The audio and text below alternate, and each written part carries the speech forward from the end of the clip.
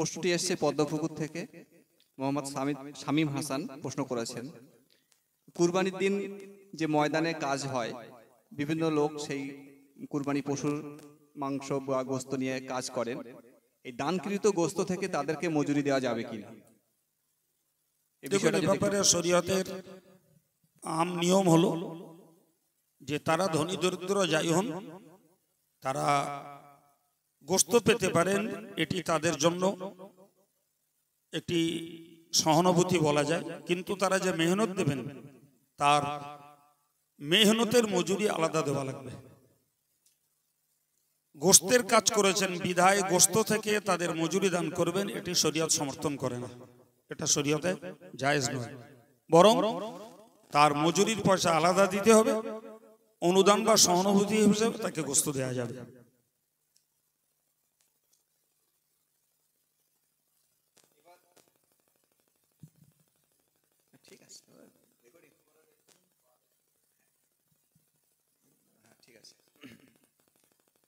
এরপরে আমরা যে প্রশ্নে যাব, প্রশ্নটি করেছেন শরীফুল ইসলাম বসিরহাট গোঠরা থেকে।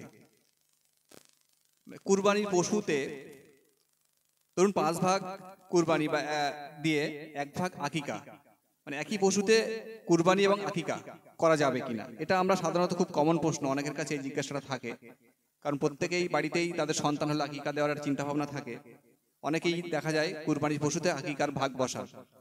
এই বিষয়টা অনেকের কাছে অসহ্য থাকায় আপনার কাছে এই বিষয়টা একটু পরিষ্কার হওয়ার জন্য অনুরোধ করছি। এই বিষয়ে জানুন, আমরা দুনিয়া জুড়ে যত মতভেদ থাক না কেন, ফকিহি মাসলাতে আমরা ইমামে আজম আবু হানিফা রহমতুল্লাহ আলাইহির মাসলাকের অনুসারী। তো হানাফি মাযহাবের ফতোয়া গ্রাহ্য মত এটাই যে একই পশুতে যেমন কোরবানি দেওয়া যাবে, তেমন কেউ হজের হাদিয়া দিতে পারে বা অন্য কোনো আল্লাহ পাকের নৈকট্যতা অর্জনের নিয়তে যে কোনো বিষয়ে ভাগীদার হতে পারে। এবং একটি পশুতে যদি 5টা কি 6টা কোরবানির শেয়ার হয় আর একটা যদি আকিকার শেয়ার হয়, তো সেটাও হানাফি মাযহাবে অবাধে জায়েজ। এ ব্যাপারে যারা বিপরীত মন্তব্য করেন বা কোরবানির পশুতে আকিকা না দেওয়ার মতকে সমর্থন করেন, আমরা তাদের এই মতের সঙ্গে একমত নই। এখন একটি বিষয় নয়, বহু বিষয়ে তাদের সঙ্গে আমাদের মতবিরোধ রয়েছে। সুতরাং বিরোধীদের সঙ্গে মতবিরোধের আমরা মোকাবেলায় আসার ঊর্ধ্বে এক কথায় হানাফি মাযহাবের পক্ষে কোরবানির পশুতে 5টা 6টা শেয়ার কোরবানির হলো আর একটা আকিকার নিয়তে তাতে একটা পার্টনার হওয়া, অংশ নেওয়া অবাধে জায়েজ। আশা করি যারা হানাফি মাযহাব অবলম্বী বিনা বিতর্কে তারা এই মসলাকে মান্য করে চলবেন। পরবর্তী প্রশ্ন করেছেন আশরাফ আলী রহমানী, নূরপুর চাপালি মাদ্রাসার দায়িত্বপ্রাপ্ত শিক্ষক। তার বক্তব্য হলো, ক্রয়কৃত পশুর একটা রোগের কারণে তার চামড়ায় দাগ হয়েছে, বর্তমানে সে রোগ সুস্থ হয়েছে কিন্তু দাগটা রয়ে গেছে চামড়াতে, এমন পশু কুরবানি করা যাবে কিনা?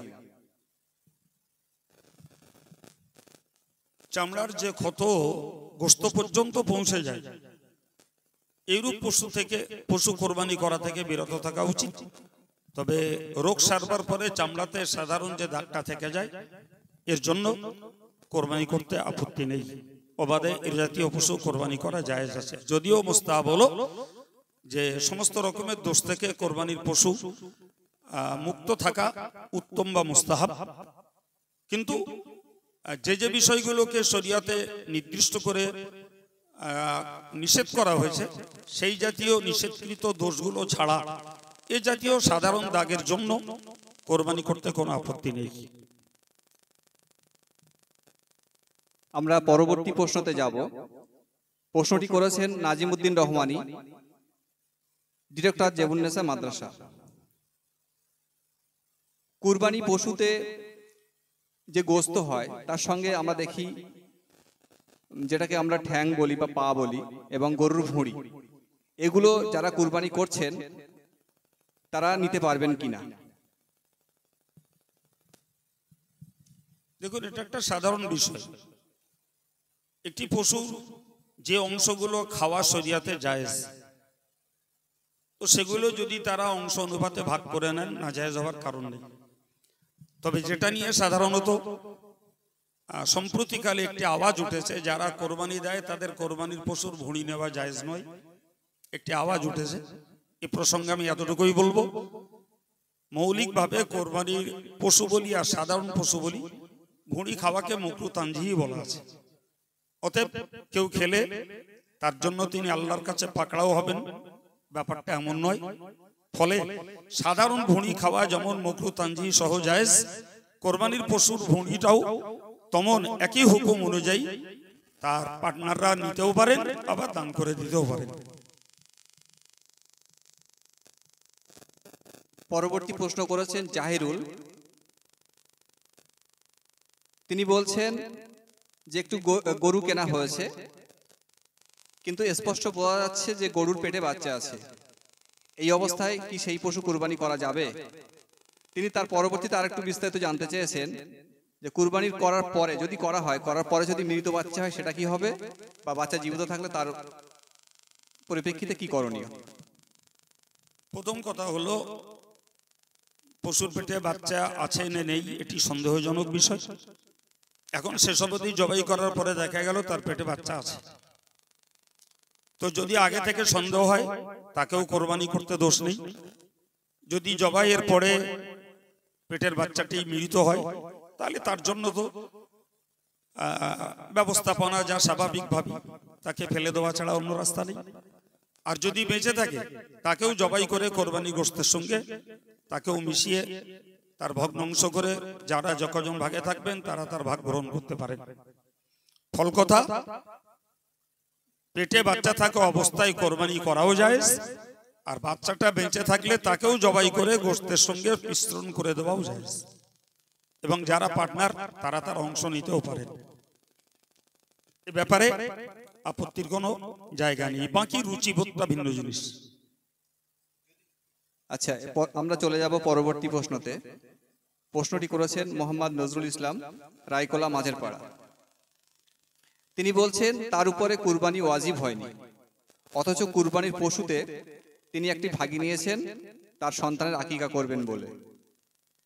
তার প্রশ্ন হচ্ছে যে আকিকা আগে করতে হবে, না যেহেতু আমি ভাগী নিয়েছি এই মাসে আমাকে কুরবানি দিতে হবে? এই বিষয়টা তার জানার বিষয়, আপনি বিষয়টা একটু পরিষ্কার করুন। এখন প্রথম কথা হলো, হানাফি মাযহাবে আকিকা করা মুস্তাহাব, আর সচ্ছল ব্যক্তির পক্ষে কোরবানি করা ওয়াজিব। তো তিনি বলছেন যে আমার কোরবানি করার সচ্ছলতা নেই, কিন্তু তিনি যখন আকিকা করার মতো তথা একটা যোগ্য পরিমাণ ভাগের অংশ নিতে চাচ্ছেন, তাহলে বলতে পারা যায় যে তার পক্ষে কোরবানি করার মতন আর্থিক সঙ্গতি না থাকলেও অংশ নেওয়ার মতন সঙ্গতি তার হয়েছে। অতএব তার পক্ষে উচিত হলো কোরবানিটাকে আদায় করে নেওয়া। কারণ কোরবানি তো কোরবানির 3 দিন ছাড়া হয় না। বাকি ছেলের আকিকা তিনি সারা বছরের যখনই ইচ্ছা করতে পারেন, 7ম দিনের হিসাব রেখে করা মুস্তাহাব, তা না হলে অন্য সময় করতে পারেন।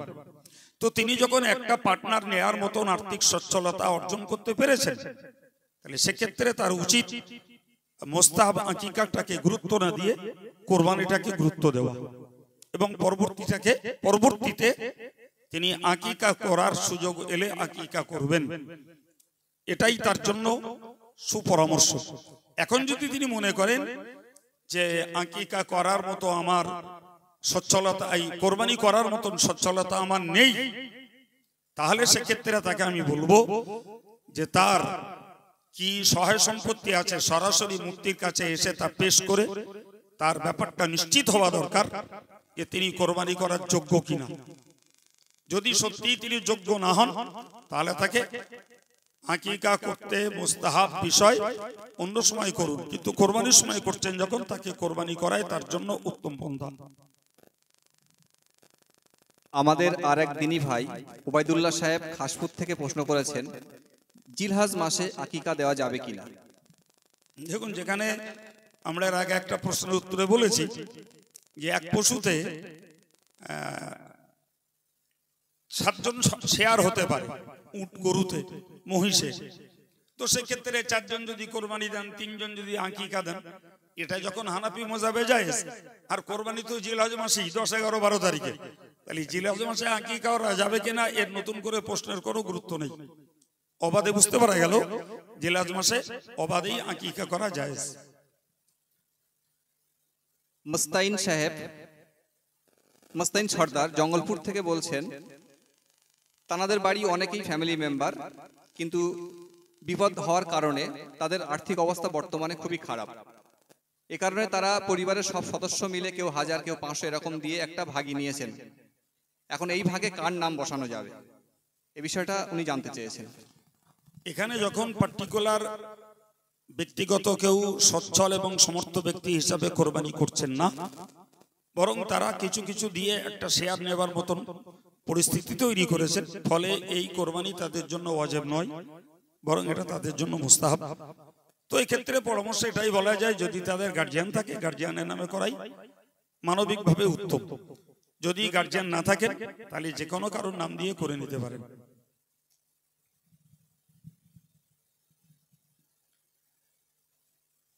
পরবর্তীতে আরেক ভাই প্রশ্ন করেছেন, তার নাম হচ্ছে ইউনুস মণ্ডল, বাড়ি পশ্চিম নাটুরিয়া। তিনি বলছেন, বর্তমান সময়ে আমি ধার দেনা করে একটা ঘর করেছি এবং প্রতি মাসে বা কিছু কিছু করে সেই টাকা তিনি শোধ করছেন। বর্তমানে তার কাছে কুরবানি দেওয়ার মতো অর্থ আছে, কিন্তু সেই সাথে মার্কেটে তার কিছু দেনাও আছে। এখন তার করণীয় কি? তার উপরে কি কুরবানি দেওয়া বাধ্যতামূলক? প্রথম কথা হলো, ঋণ পরিশোধ করা তার জন্য ওয়াজিব। সুতরাং ঋণ পরিশোধ করার পরে যদি কোরবানি দেওয়ার মতো সামর্থ্য থাকে কোরবানি দেবেন। যদি ঋণ শোধ করলে কোরবানি দেওয়ার মতো সামর্থ্য না থাকে, তার পক্ষে কোরবানি দেওয়া ওয়াজিব নয়, বরং তার পক্ষে ঋণ পরিশোধ করাটাই গুরুত্বপূর্ণ। এবং তাকে মনে রাখতে হবে, যদি তিনি মনে করেন যে আমার ঋণ থাকলেও পাওনাদাররা আমাকে বিরক্ত করবেন না, আমি কোরবানিটা দিয়ে নেবো, পরবর্তীতে ঋণ শোধ করবো, সেটা তার ব্যাপার। তবে যতক্ষণ ঋণ পরিশোধ না হবে ততক্ষণ পর্যন্ত ঋণের ঊর্ধ্বে সাহেবে নেশাব পরিমাণ অর্থ তার না থাকলে তার পক্ষে কোরবানি ওয়াজিব নয়। শাহজাহান মোল্লা গোবিন্দপুর থেকে জানতে চেয়েছেন যে, আমরা কুরবানির পশু চামড়া মাদ্রাসাতে দান করি, চামড়ার টাকা মানে অর্থ মাদ্রাসাতে দান করি। এখন সেই মাদ্রাসাতেই আমার সন্তান পড়ে, এক্ষেত্রে তার কোনো অসুবিধা আছে কিনা? প্রথম কথা হলো, কোরবানির চামড়া বিকৃত অর্থ দান করা ওয়াজিব, এবং এই ওয়াজিব দানের গ্রহীতা দরিদ্ররা। তো যদি গ্রাম্য মক্তবে এমন দরিদ্র ছেলে মেয়ে পড়ে, ধরা যাক পার্সেন্টেজ 10 জন কি 20 জন, তো এই 10 জন বা 20 জন যারা দরিদ্র, যারা পারিবারিকভাবে কোনো ফিস দেয় না এবং কোনো মাসোয়ারা দেয় না, তো তাদের আনুপাতিক হারে কিছু চামড়া বিকৃত অর্থ তারা নিতে পারেন। কিন্তু যদি মক্তবে গ্রাম্য দরিদ্র বাচ্চারা না থাকে, তাহলে টোটালি এই চামড়া বিকৃত অর্থ গ্রাম্য মক্তবে নেওয়া সঙ্গত নয়, জায়েজ নয়, কারণ এগুলো মূলত দরিদ্রের পাওনা। আজকে যে গার্জিয়ানরা তাদের ছেলে মেয়েদের মাধ্যমিক, উচ্চ মাধ্যমিক পড়াচ্ছে এবং এডুকেশনাল গুডস, শিক্ষা সামগ্রী, সবকিছু সরঞ্জাম ব্যবস্থাপনা যোগান দিচ্ছেন, তাদের টিউশন ফি দিচ্ছেন, টিফিন ফি দিচ্ছেন, আর কোরআন শেখাবার বেলা তারা চামড়া বিকৃত ওয়াজিব দানের অর্থে বাচ্চাদেরকে কোরআন শেখাবেন, এটা তাদের মানবিকভাবেই বোঝা উচিত, যেটা আমাদের পক্ষে কখনো সমীচীন নয়। বরং যে সমস্ত প্রতিষ্ঠান দরিদ্র ছাত্রদের জন্য হোস্টেল, চিকিৎসা, পোশাক, বই পুস্তকের ব্যবস্থাপনা করে, এই চামড়া বিকৃত অর্থগুলো ওরকম হোস্টেল পরিচালিত ছাত্রছাত্রীদের যে মাদ্রাসা, তাদের দরিদ্র এতিম অনাথদের পরিষেবায় দেওয়াই সঙ্গত। এবং গ্রাম্য মক্তবগুলোতে নিজেদের অর্থ দ্বারা যেমন জেনারেল শিক্ষা বাচ্চাগুলোকে দিচ্ছি, ইসলামে বা তালিমে কোরআনের শিক্ষা, এটাও নিজেদের অর্থ থেকেই যোগান দেওয়া, এটাই অন্তত একজন মুসলিম হিসাবে কোরআনী শিক্ষা বা দ্বীনি শিক্ষার প্রতি গুরুত্ব দেওয়ার বাস্তব প্রমাণ। দুনিয়ার শিক্ষার ক্ষেত্রে নিজের অর্থ খরচ করব, আর দ্বীনি শিক্ষার বেলা দানকৃত অজীবী দানের অর্থ কাজে লাগাবো, এটি ইসলামের প্রতি অভক্তির একটি বড় প্রমাণ। আমরা পরবর্তী প্রশ্নতে যাব। পরবর্তী প্রশ্নটি এসেছে হিজলা উত্তর চব্বিশ পরগনা থেকে। প্রশ্নকর্তা রবিউল ইসলাম। তিনি জানতে চেয়েছেন, বাইরের রাজ্য থেকে যে সমস্ত গরু আসে তাদের অনেক সময় নিম্ন অঙ্গ মানে নির্দিষ্ট একটা অঙ্গ যেটাকে অন্ডকোষ বলা হয় মেশিনে চাপ দিয়ে ফাটানো থাকে। এই ধরনের গরু কুরবানিতে ব্যবহার করা যাবে কিনা? প্রথমত জানতে হবে এই জাতীয় পশু, যেমন আমরা বলি ষাঁড় বা পাঁঠা ছাগল, খাসি করা যায়। তো খাসি করার গ্রাম্য একটা পদ্ধতি আছে। এই কাজগুলো যারা করেন তারাও অস্ত্রোপচার করে বিচিগুলোকে বার করে দেন এবং তার যৌনতাকে নষ্ট করে দেন। এখন বাইরের রাজ্যে যদি মেশিনের সাহায্যে এটা করে থাকে, সেটা যদি তাদের জন্য অতিরিক্ত, পশুদের জন্য অতিরিক্ত যন্ত্রণা এবং কষ্টের কারণ হয়, তাহলে তার জন্য আলাদা পাপ হবে। কিন্তু ওটাই যখন খাসি করার সেখানকার পদ্ধতি, আর খাসি পশু যখন কোরবানি করা যায়, ফলে এই জাতীয় পশু কোরবানি করতেও কোনো দোষ নেই।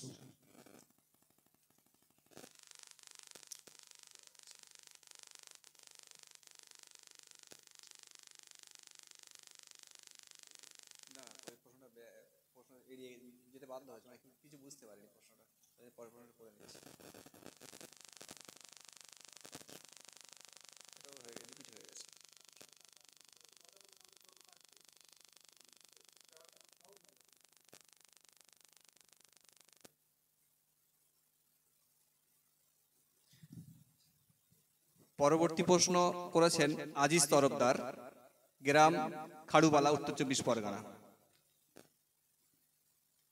তার প্রশ্ন হচ্ছে যে কোনো ব্যক্তির উপর কুরবানি করা, মানে তিনি কুরবানি করতে সক্ষম, তিনি সাহেবে নেসাব, কিন্তু তিনি কুরবানি করেননি। এখন মানে মসজিদ থেকে বা কুরবানি কমিটির থেকে যে মাংস দান করা হয়, তিনি সেই মাংস গ্রহণ করতে পারবেন কিনা? দেখুন, সচ্ছল ব্যক্তির পক্ষে কোরবানি করা হানাফি মাযহাবে ওয়াজিব আগেই বলেছি। ফলে যার আর্থিক সচ্ছলতা রয়েছে তিনি কোরবানি করলেন না। রাসূলুল্লাহ এমন ব্যক্তির জন্য আক্ষেপে ভয়ঙ্কর কথা বলেছেন যে তারা যেন আমার ঈদগাহের ধারেও না ঘাসে। এত ভয়ঙ্কর বার্তা থাকার পরেও যিনি কৃপণতাকার কোরবানি করছেন না, তার জন্য তার গুনাহ হবে অজব তরকের। তবে কোরবানির গোশত ধনী গরিব সবাই খেতে পারে। সেই হিসেবে যদি তিনি মসজিদের অংশ থেকে গোশত নেন বা পান, তো তার পক্ষে খাওয়া যায়। কোরবানি না করার গুনাহ হবে, তবে কোরবানি গোশত ধনীরাও খেতে পারে, যেহেতু তিনি নিলে তা খাওয়া তার জন্য জায়েজ হবে। আমরা এরপরে পরবর্তী প্রশ্নতে যাব। পরবর্তী প্রশ্নটি করেছেন আলিনুর রহমান, ভাঙড়, দক্ষিণ চব্বিশ পরগনা থেকে। তার বক্তব্য হচ্ছে তিনি বা তানারা একটা পশুতে 3 ভাগ দিচ্ছেন, 3 ভাগে 2 জনের করে নাম বসাচ্ছেন। 7 নম্বর ভাগটি নবী পাক সাল্লাল্লাহু আলাইহি সাল্লামের নাম বসাচ্ছেন। তার প্রশ্ন হচ্ছে তাহলে গোশতটা তারা কিভাবে ভাগ করবে? দেখুন, নবী পাক সাল্লাল্লাহু আলাইহি সাল্লাম কোরবানি করতে ওসিয়ত করে যাননি। এখন তার নামে কেউ কোরবানি করলে সেটা মুস্তাহাব হবে। ফলে অন্য গোশত যেমন ভাগ হবে, এই অংশটাও তেমন ভাগ হবে। এর জন্য আলাদা কোনো সমস্যার জায়গা নেই। অর্থাৎ টোটাল গোশতটা তারা 2 জন মিলে 6টা ভাগ নিয়েছে, সেটা 7টা ভাগ হবে। 7টা ভাগে এক কথায় 2 জনই পুরো গোশতটা অর্ধেক অর্ধেক ভাগ করে নেবে। এর জন্য রাসূলের নামে করার জন্য আলাদা কোনো হুকুম নেই। রফিক আহমেদ বাগজোলা থেকে জানতে চেয়েছেন, একটা গরুর 5 মাসের বাচ্চা আছে, গরুটার রীতিমতো দুধ হচ্ছে। এখন বিক্রয় যিনি করেছেন তিনি বলছেন গরুর বাছুর এখন বর্তমানে খায় না।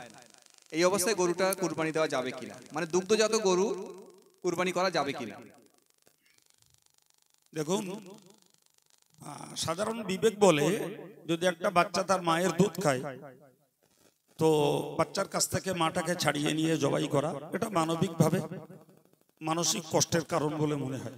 তো যে বাছুরটা তার মায়ের দুধ খাচ্ছে না, সুতরাং সে বাচ্চাকে সে মাকে বিক্রয় করা এবং ক্রেতাকে জবাই করা বা কোরবানি করা কোনো দোষ নেই। বিনেরাটি বাগজোলা থেকে মেহবুব ভাই জানতে চেয়েছেন, একটা গরুতে 2, 5 বা 6 এমন নাম দেওয়া যাবে না 7টি নাম দিতে হবে? এ বিষয়টা জানালে তিনি খুব উপকৃত হতেন। যখন শরীয়ত ছাড় দিয়েছে গরুতে, উটে, মহিষে 7 জন পর্যন্ত কোরবানি দেওয়া জায়েজ, ফলে 7-এর নিচে 2 থেকে 6 পর্যন্ত বাকি যে অংশই হোক সব রকমের পার্টনার হলে মিলে 2 জনেও দিতে পারে, 3 জনেও দিতে পারে, 4 জনেও দিতে পারে, 5 জনেও দিতে পারে, 6 জনেও দিতে পারে, 7 জনেও দিতে পারে। সুতরাং 7 জনে যখন জায়েজ, 2 পর্যন্ত যত নিচের সঙ্গে আসুক সমস্ত পার্টনারের ক্ষেত্রে কোরবানি দেওয়া জায়েজ। আরেকটা প্রশ্ন এসছে মূলত তাকওয়ার বিষয়ে। প্রশ্নটি করেছেন মিজানুর হক, সাড়াবেড়িয়া, চাকলা, উত্তর 24 পরগনা থেকে, যে বেনামাজির সাথে কুরবানি দিলে কুরবানি হবে অথবা নামাজ না পড়লে তার কুরবানি হবে কি? প্রথম কথা হচ্ছে বেনামাজির সাথে ভাগ দেওয়া যাবে কিনা, আর যে বেনামাজি কুরবানি দিচ্ছে তার কুরবানি কবুল হবে কিনা। দেখুন, নামাজ পড়া ফরজে আইন, সুতরাং নামাজ না পড়ার জন্য তিনি কবিরা গুনাহগার হবেন। এখন এই কবিরা গুনাহগার অবস্থায় তিনি একটি ওয়াজিবি দায়িত্ব কোরবানি আদায় করছেন, তো তার ক্ষেত্রে বলা যায় তিনি কোরবানি জিম্মাদারি থেকে, দায়িত্ব থেকে মুক্তি পাবেন। কিন্তু নামাজি আর বেনামাজি বলে কথা নয়, কোরবানির জন্য মূলত রেজায়ে মাওলা আল্লাহ পাকের সন্তুষ্টি লাভের উদ্দেশ্যেই কোরবানি দেওয়া উচিত।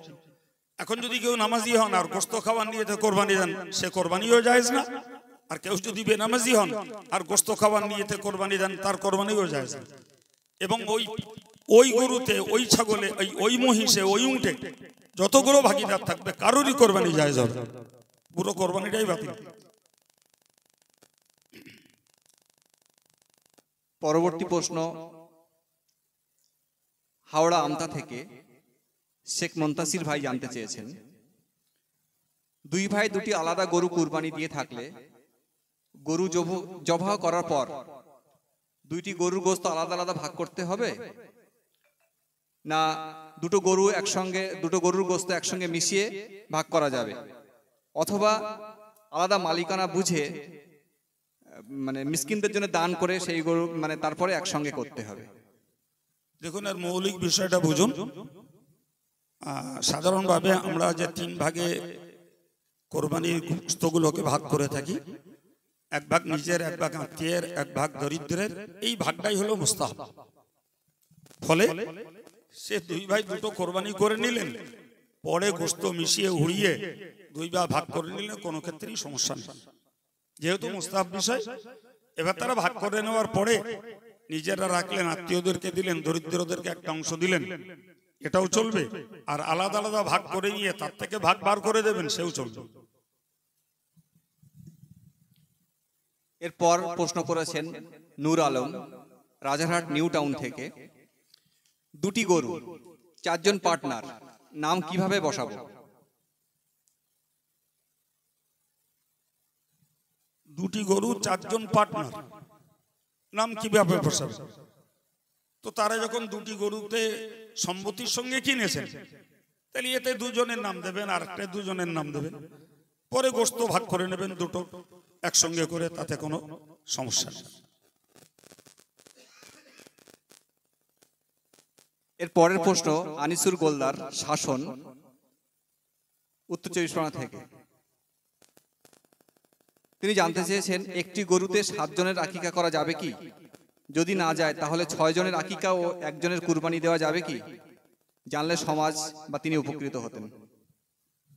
আচ্ছা, এই প্রশ্নের উত্তর দেওয়ার আগে আমি আগের প্রশ্নের একটা ইনকমপ্লিট কথা আর একটু বলে দিই।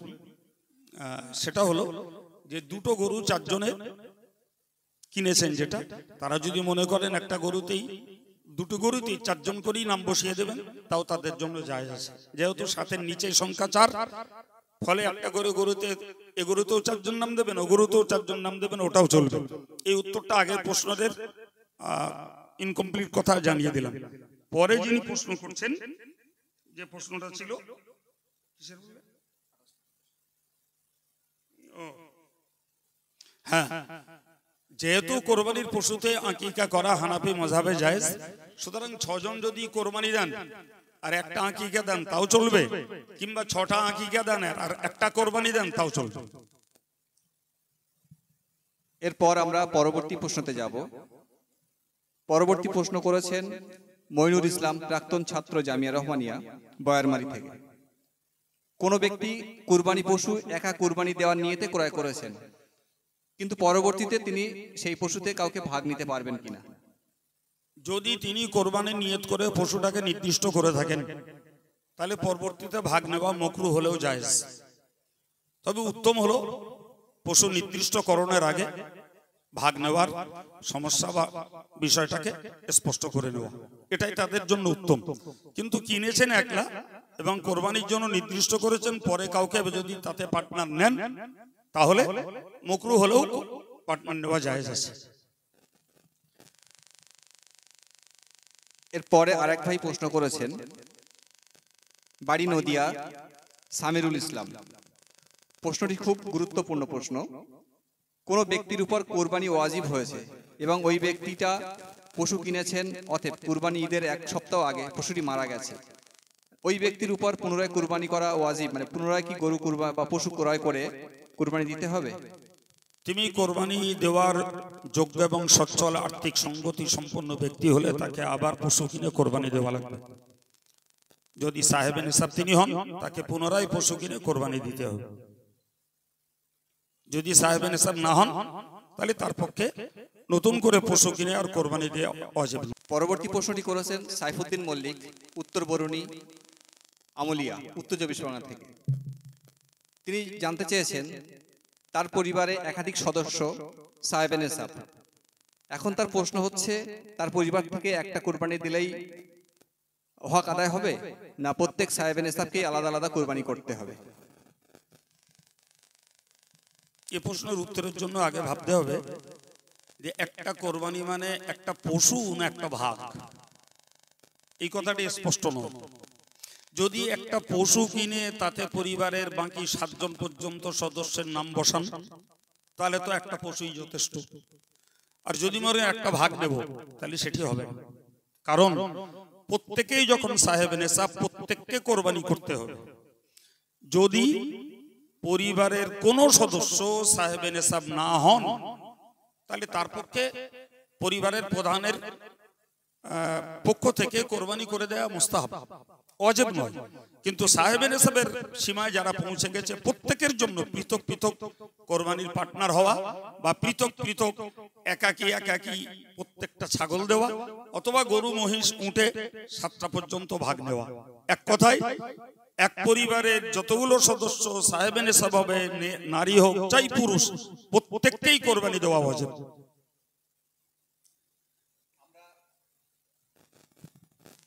আমরা মূল প্রশ্নোত্তর পর্ব এখানে শেষ করলাম। আমরা মুফতি সাহেবের কাছে একটা বিষয়ে পরিষ্কারভাবে কিছু মেসেজ নিতে চাই বা সমাজে ছড়িয়ে দিতে চাই। বর্তমান সময়ে সোশ্যাল মিডিয়ায় অনেকে দেখা যায় কুরবানির পশুর ছবি, জবাকৃত গোস্তের ছবি, এগুলো অনেকে ছাড়েন।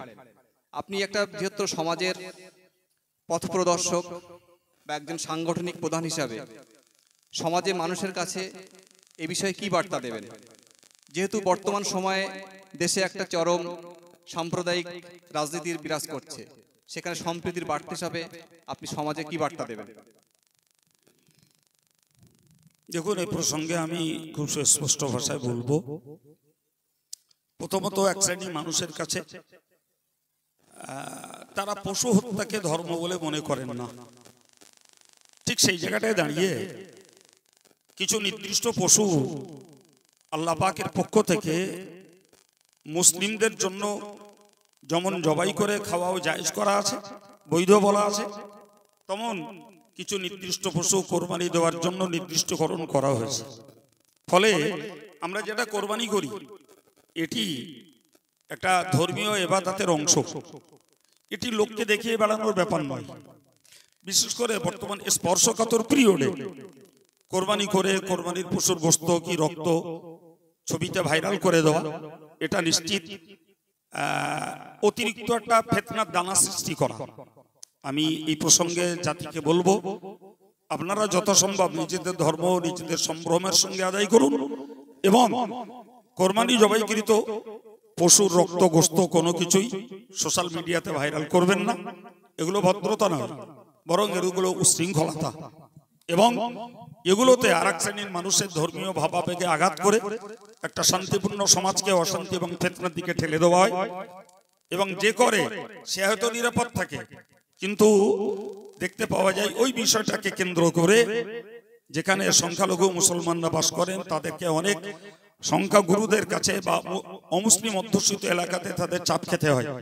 ফলে এই জাতীয় কাজ থেকে মুসলিম ভাইদেরকে, যুব সমাজকে আমি বিরত থাকার জন্য অনুরোধ করব এবং আরো অনুরোধ করব যে আমরা কোরবানি আদায় করছি, আলহামদুলিল্লাহ আদায় করতে পারি। আমাদের পশ্চিমবঙ্গে আজও পর্যন্ত গরু কোরবানি নিষিদ্ধকরণ হয়নি। তবে যে সমস্ত রাজ্যে গরু কোরবানি নিষিদ্ধকরণ হয়েছে তারা যদি সেখানেও সন্দর্পণে গরু কোরবানি করতে পারেন, একটা সুন্নতকে জিন্দা করার সওয়াব তারা পেয়ে যাবেন। আলহামদুলিল্লাহ আমরা পশ্চিমবঙ্গে এখনো গরু কোরবানি অবাধে করতে পারছি। এর উপরে অতিরিক্ত কিছু বাড়াবাড়ি করতে যাওয়া বুদ্ধিমানের কাজ নয়, বরং অশান্তি সৃষ্টির একটি পূর্বাভাস। এ থেকে আমার ভাইদেরকে আমি বিরত থাকতে অনুরোধ করব। যথাসম্ভব পর্দাপর্শিদার সঙ্গে, বিশেষত মিশ্র পরিবেশে তাদেরকে যে পশুই কোরবানি করুন না কেন, বিশেষত গরু কোরবানির ক্ষেত্রে তারা যতটা সম্ভব নিজেদের আত্মরক্ষা এবং গোপনীয়তার সঙ্গে করলে শান্তিতে থাকার জন্য একটা অনুকূল ব্যবহার বা অনুকূল পরিবেশ পাওয়া যাবে। আর যদি মনে করেন না আমরা কোরবানি করব, গোপনে কেন করব, প্রকাশ্য কেন করব, তো বর্তমানে স্পর্শকাতর পিরিয়ডে আমার মনে হয় এই জাতীয় হঠকারিতা করা মানে সংখ্যালঘু মুসলিম এলাকাগুলোর মুসলমানদেরকে সংখ্যাগুরুদের বিষ বাক্যের শিকার করা, শিকার বানিয়ে দেওয়া এবং তাদেরকে খানিকটা বিপজ্জনক পরিস্থিতির দিকে ঠেলে দেওয়া। আমি মুসলিম ভাইদেরকে বলবো এই জাতীয় কাজ করা থেকে বিরত থাকাই শান্তিপ্রিয় মুসলমানের কাজ। প্রিয় দর্শক, আমরা অনুষ্ঠানের একদম শেষ পর্বে এসে মুফতি সাহেব যে আমাদের তথা দেশবাসীর উদ্দেশ্যে যে সম্প্রীতির বার্তা দিলেন, সবাই এটা মেনে চলার চেষ্টা করব। পরিশেষে আমাদের এই প্রোগ্রামে মুফতি সাহেব তিনি তার মূল্যবান সময় আমাদেরকে দেওয়ার জন্যে আমরা অল ইন্ডিয়া সুন্নাতুল জামাতের সাইবার শাখা সংগঠন, সাইবার সেল ও মিডিয়া সেলের পক্ষ থেকে তাকে আন্তরিক ধন্যবাদ এবং কৃতজ্ঞতা জানাই।